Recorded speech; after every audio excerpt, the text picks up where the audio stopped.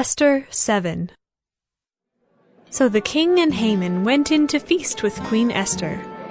And on the second day, as they were drinking wine after the feast, the king again said to Esther, "What is your wish, Queen Esther? It shall be granted you. And what is your request? Even to the half of my kingdom it shall be fulfilled." Then Queen Esther answered, "If I have found favor in your sight, O king, and if it please the king, let my life be granted me, for my wish, and my people for my request. For we have been sold, I and my people, to be destroyed, to be killed, and to be annihilated.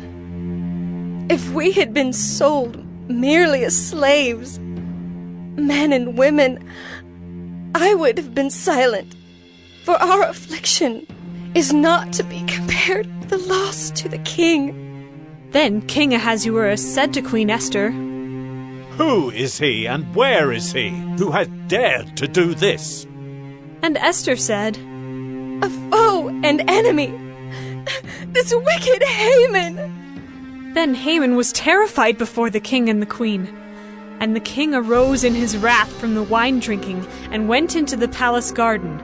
But Haman stayed to beg for his life from Queen Esther, for he saw that harm was determined against him by the king.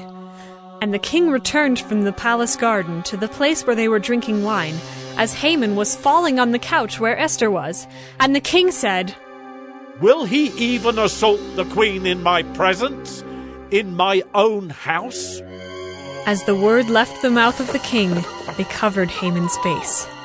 Then Harbona, one of the eunuchs in attendance on the king, said, "Moreover, the gallows that Haman has prepared for Mordecai, whose word saved the king, is standing at Haman's house, 50 cubits high." And the king said, "Hang him on that." So they hanged Haman on the gallows that he had prepared for Mordecai. Then the wrath of the king abated.